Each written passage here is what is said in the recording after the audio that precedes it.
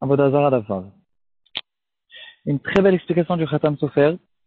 C'est une phrase qui a été révélée dans la Gemara dans la Daf Amud Bet. La Gemara elle dit L'Olam Essi Madame Atzmo et Divrei Torah, qu'une personne se mette tout le temps sur les Divrei Torah, Keshor Leol ou Kechamor Lemasoy, comme le taureau avec le joug et comme l'âne qui est prêt à prendre des choses très lourdes sur son dos. Comme ça, la Gemara ramène au nom de Tana de Vedaou. Le Khatam Sofer il explique une magnifique explication. Qu'est-ce que c'est ces deux choses-là, ces deux comparaisons que la Gemara nous fait, le taureau, l'âne. Il dit comme ça. Le taureau, il a énormément de force. Il est très fort. On l'utilise pour labourer des champs, pour puiser des eaux, des puits très profonds. Alors la même chose, on demande à celui qui étudie la Torah de s'efforcer, de ne pas se paresser, de s'efforcer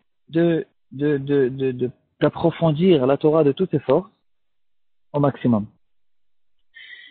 De labourer au fait la Sugya, de retourner tout ce qui se passe dans la Sugya, de puiser des profondeurs, comme ce qu'on a l'habitude d'utiliser avec le taureau.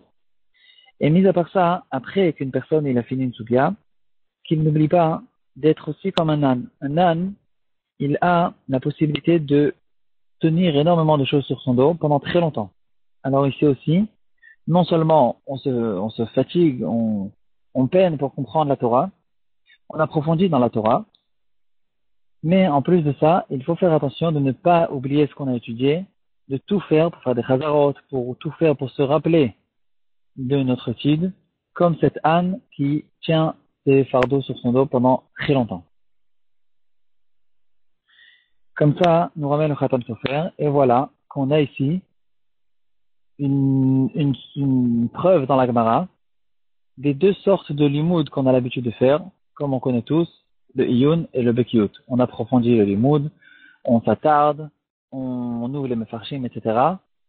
Et on essaye au fait de labourer toute la sugya, de retourner tout ce qui se passe. Et d'un autre côté aussi, il y a la bekiyut. On étudie plus facilement, on apprend plus, et on essaye surtout de retenir ce qu'on a étudié. Encore un petit point intéressant, le Ben Yehoyada du Ben Ishraï, il dit pourquoi la Gemara elle nous fait la comparaison avec l'âne et pas avec la mule. Pourtant la mule, elle a une force qui est supérieure à la force de l'âne. Il dit que la mule, elle vient d'un mélange. C'est un mélange, c'est pas une création qui a été créée à la base. Et ça vient nous apprendre que l'étude de la Torah doit se faire de manière propre. Pas avec des mélanges, pas bon, j'étudie la Torah et pour l'étude et pour d'autres choses. Il faut que l'étude de la Torah soit les Shem Shamaim.